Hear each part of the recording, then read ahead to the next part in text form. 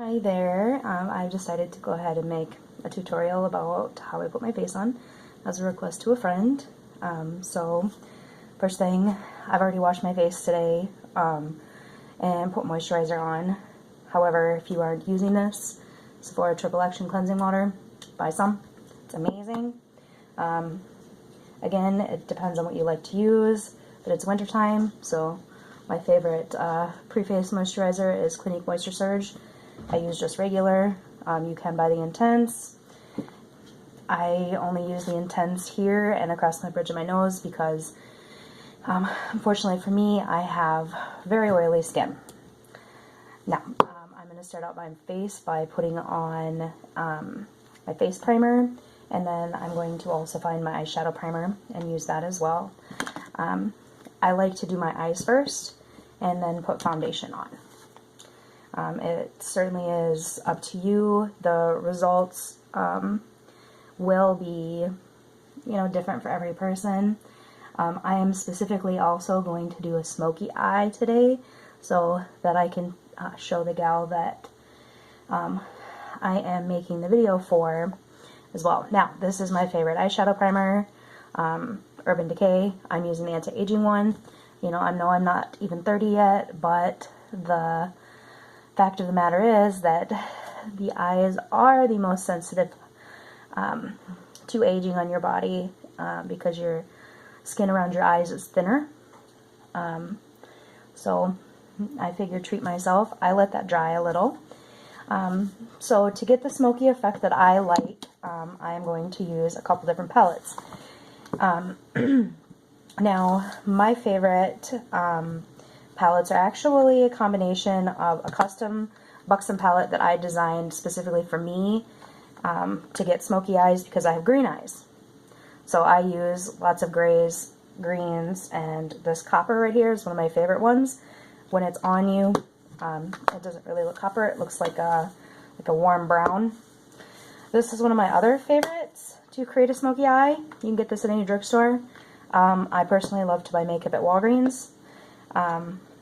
And even though I'm such an advocate for, more expensive brands, I also use anything that I find that actually works for me. And some of my favorite brands are, in fact, drugstore brands. Now, this is one of my most favorite palettes. I have my little brother to thank for me for getting this for Christmas. I'm going to use several colors out of it as well. This is a really bright one. I'm definitely, not about the nude look, because if I'm going to spend 30 minutes putting on makeup, somebody's going to notice that I'm doing it. So, and by the way, I always set out everything I'm going to use before I do my makeup, just because my anxiety and I need to do that. Alright, so I feel my eyeshadow primer is dry. Now, I'm going to get out my brushes, and it's up to you. I don't clean brushes every single time that I put makeup on, but I do clean them regularly. And I do clean eyeshadow brushes more because of the fact that you have to use different colors to achieve different looks. And it is going to look like I have a crazy amount of brushes, because I do.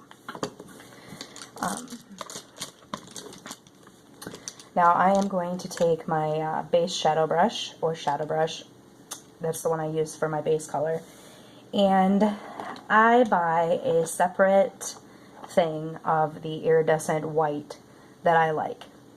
This one is old, it is dirt. It's a Sally Beauty single color, and they stopped selling those about 2 years ago now. But anyway, this one is called Snow, and it is similar to the Buxom color I have in here to replace it. They're just not quite the same. This one's more of ivory, that's pure white. I want the white. Using a white as the base for your eyeshadow will, in fact, give you a brighter effect on the rest of your eye. So, let me go ahead and get that on there. Some folks like to use a liquid liner or, a tinted eyeshadow primer. I personally, I have really oily lids, as well as an oily T-zone. And yes, I know I look silly right now, friends, but and then I always make sure that I put a nice you know, angled amount of eyeshadow where I know that my eyebrow, when I fill them in, is going to be. You know, brow highlight will help your eyebrows look defined, make your eyes brighter, many reasons to do that. Now, as you can see, I like this color because it's iridescent. I do have several matte colors of eyeshadow. Like I said though before, I really believe that, oh, pardon me, I really believe that with that, looking for my shadow, sorry. I really believe that if I'm going to put it on, that I want folks to see it. So, this is the color that I definitely like to use with any look that I have. And then I'm going to go in and put in my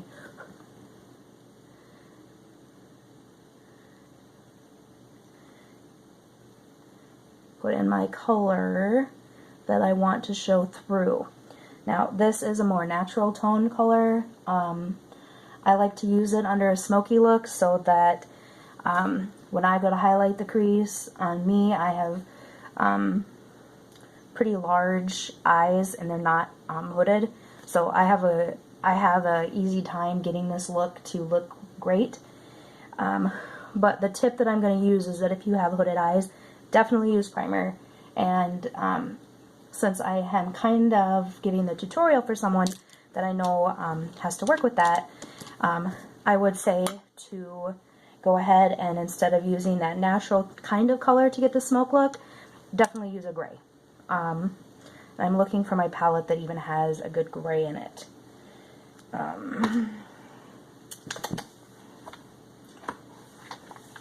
Yeah, there you go. It's the one that I needed. So I'm going to go ahead and use this one's called Iced. It is like a silvery gray, and I'm going to go ahead and put it here in the lid. The other trick is you want to make sure that you blend all of your colors.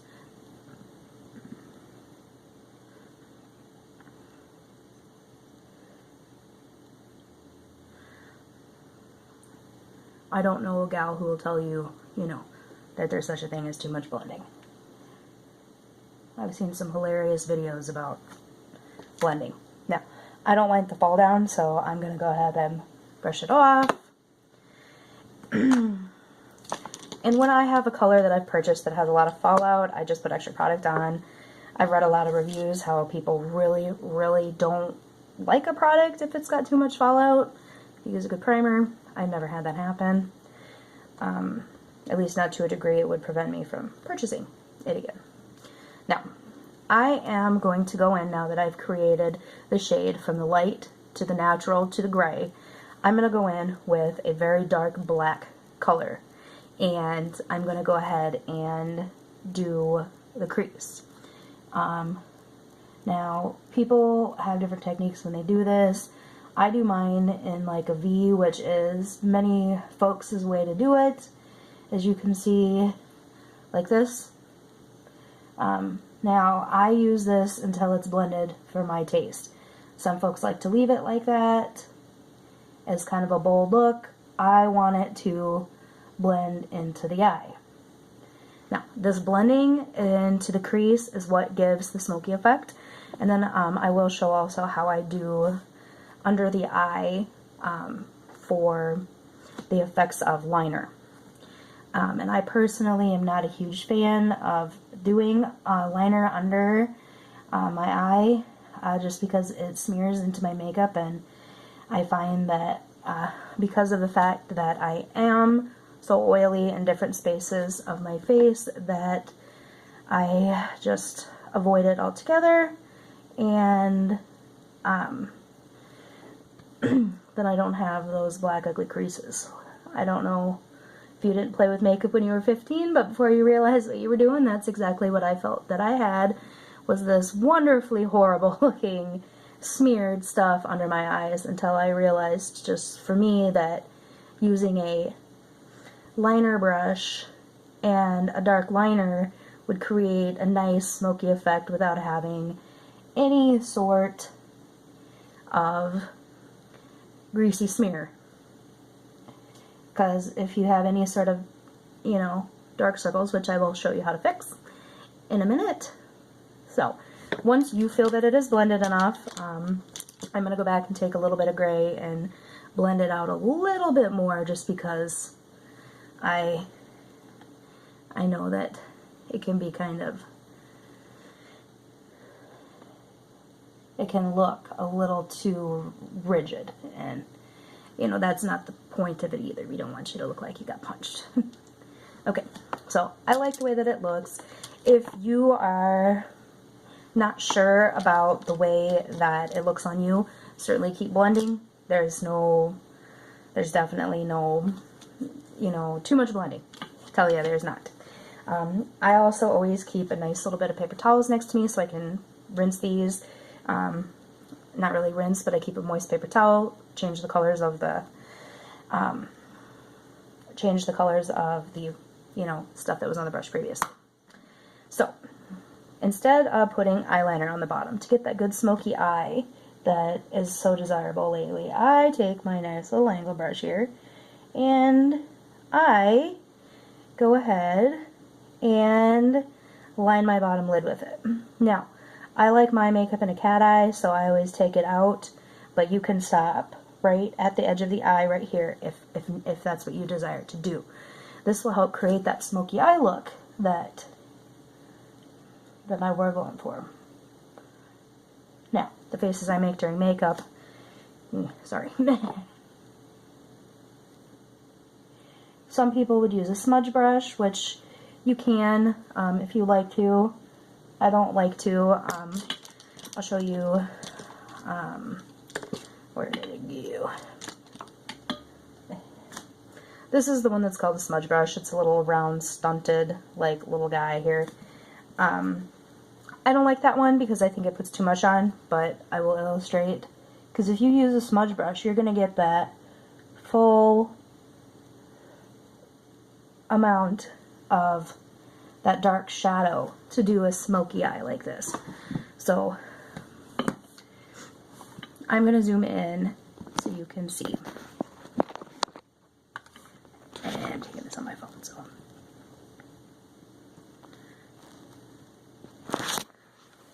And I'll just bring that camera up. So it is all blended with that natural taupey color and lots of grays. Now, I will fix the part that makes my under eyes look really gray.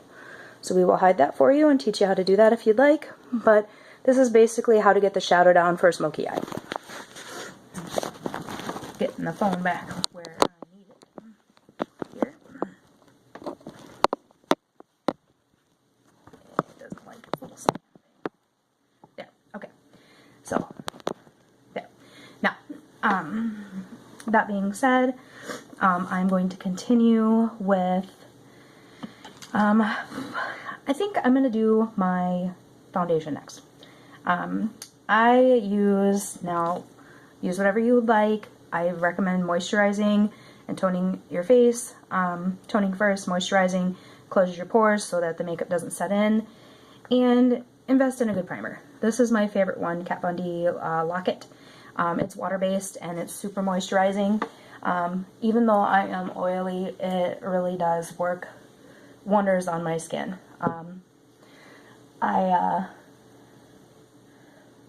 Anyway, we put that on like a lotion here, sorry. And I'm going to give that a minute to dry a little. I like to dry between the layers of my face. I do that because of the fact that I am oily, so anything I can do to prevent my face from more or less becoming victim to my own oily skin. That's a good thing for me. Sorry, again, little stand for the camera hates my guts. So I feel like that is dried enough, and I also use Kat Von D a Lock-It Tattoo foundation. This stuff is so full coverage, it will cover a tattoo. I have tried it on other people. That is exactly what it does. You can use your favorite foundation. Before I used Kat Von D, I used to use Bare Minerals. I've used Mary Kay. I've used CoverX. I've used It Cosmetics. I've used my favorite all-time foundation is the kind that is called Dior Air Flash. Dior Air Flash is insanely amazing, but it is an aerosol. And the reason that I don't use it continuously is because of the fact that it is $65 a can. So, now, I use my beauty blender. I do go around and dot this on my face. I know I look silly. It depends on how you want it done and how you do it. I use this because I can put it in the places that I want the coverage. I just put a dot on my hand, a small dot. I can do my whole face with one dot of this product, one pump out of there, and I get the full coverage look I want. As always, if haven't been said or learned in a previous video, you should wet your beauty blender. It helps it so that your foundation slides around, and so that it doesn't stick as much in the sponge, and that you're not wasting any product. Now, I like to go through, and when I pounce this on my face and I'm getting my product all over, I like to go ahead and, you know, blend it all the way into my hairline. I also blend it over the top of my eyebrows because I don't want to have splotches of my skin where there is no product. I've had that happen. It's not the best look on the planet.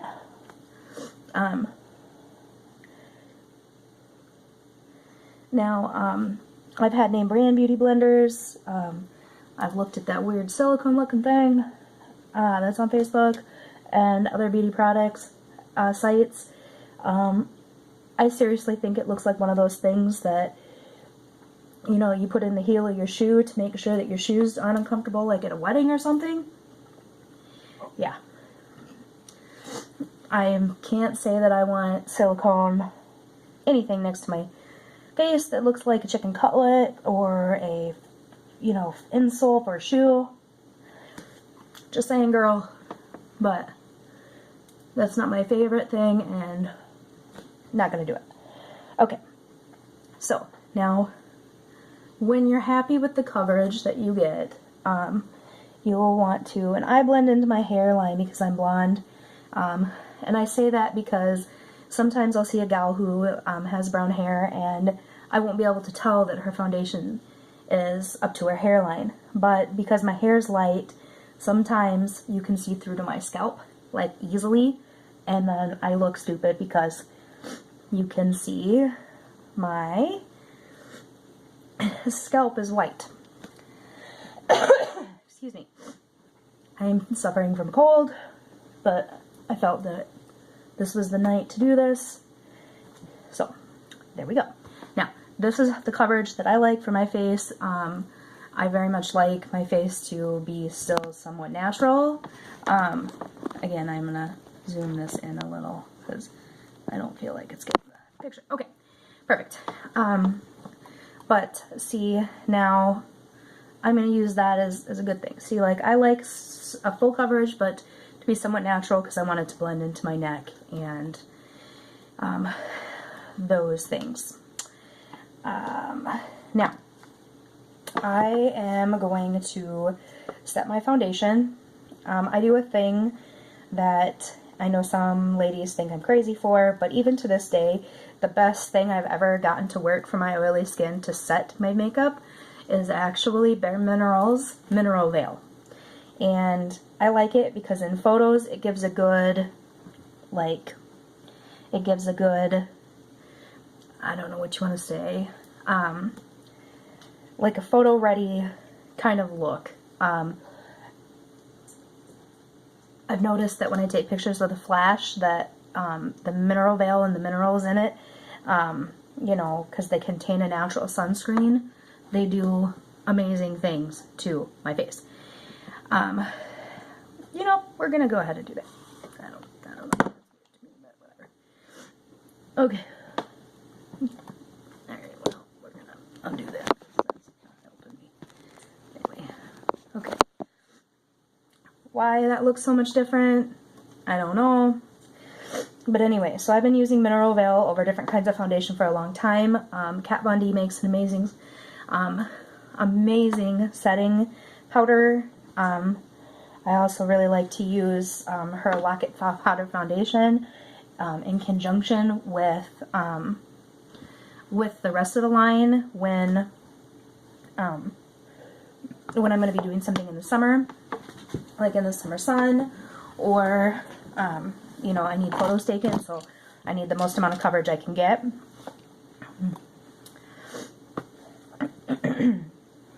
Okay, now this is an example of where I love name brand products, but I haven't found anything, this is pretty new, but I haven't found anything that is as good of different kinds of concealer without having to buy a bunch of tubes of it.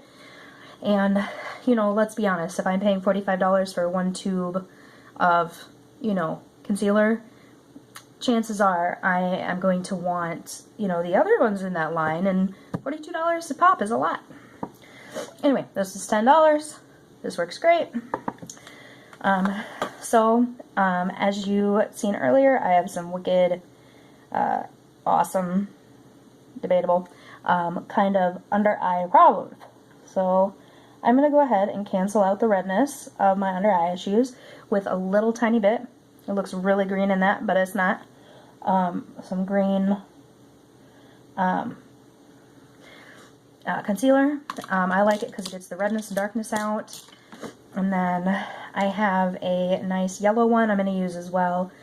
I'm looking for a brush that I just had. I have many concealer brushes. This came with the thing. It actually works really good. This is a nice little flat, pointy, you know, targeted area. And so apart from that, I really like it. I have foundation brushes that I like to use. This one is a Sephora one. If you're going to be using that air flash, this is the one to get. So, I mean, you can use this. Go ahead and just kind of, you know, blend that in. Excuse the cold. Now, I like to use this also. This is the yellow tone. It will brighten any eye area. So one of my favorite things to do is kind of after the foundation is on, I'm going to kind of go like this. And I'm going to look silly like Harley Quinn for a minute. But this will particularly balance out the look of the smoky eye for your under eye area. This stuff is yellow in color. I'm using the yellow one. And it will brighten. You can use it for other things as well to brighten. You know, here is a highlighter. I'll go ahead and just put it everywhere. I'm going to put a little bit on there. Okay, so there you go, a little bit there. But anyway, so there's that, and I don't want too much there to get into my makeup, but I want the yellow to be blended into what appears to be a triangle under my eye area. And this is so that the whole area is bright and that there's no mistaking that I'm covering it. So, I also have this tiny cute little mini beauty blender. I get these at Sephora. This one I got at Christmas. They look like little babushka dolls. Couldn't resist. My niece seems to call them little squishies. So every time she plays in my makeup bag and my purse, she keeps calling it a squishy. Because I taught her it was a squishy. So, I blend that out. So, I like to blend it in until it's almost gone. So, you go ahead, and this is wet too. This is wet too. Wet, wring it out, but you want to blend that in there. Anything that you put that concealer on, you're going to go ahead and blend it in. I'm having trouble covering my nose because of the fact that I have that cold. So, that is what it looks like once it's been concealed. And yes, we're going to cover it up with some flesh colored, perfect for me, the flesh color in here, because we can't leave it yellow. Otherwise, we will then be looking silly. Now,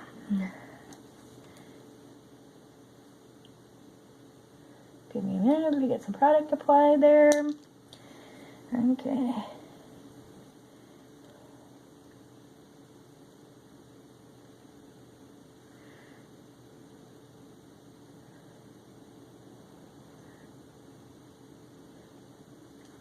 So anywhere that you may want a little extra, it's where you want to put your concealer. I'm going to cover this zit right here. This is where that brush, again, will come in really handy, because you go like this, get some product on the brush, and you can cover it. I find I get all sorts of redness in the nostril area, even when I'm not sick. And then take that awesome little blender and blend it. If you need to, go back in with your big one. Now, I feel this is blended for me.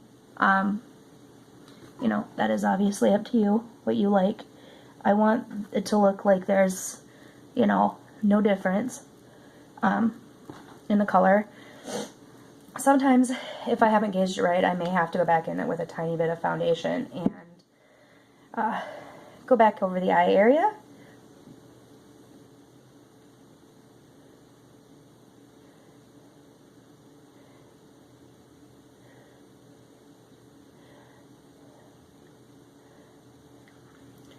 Until it is good and covered. So, I like the coverage. I'm going to go ahead and use my mineral veil to go ahead and set once more. And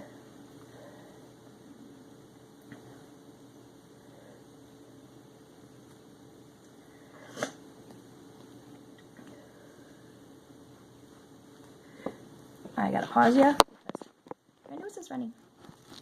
Alright, and we're back. My nose is red because, again, I have a cold. And I want to make sure that I do get a good even coverage without, you know, too much. So that's pretty much all I'm going to do to fix that, because it is not going to look perfect while I'm ill. Next step, that's how you do a smoky eye. I will show you the liner, and in the process of doing foundation, your smokiness might have kind of got buffed away a little.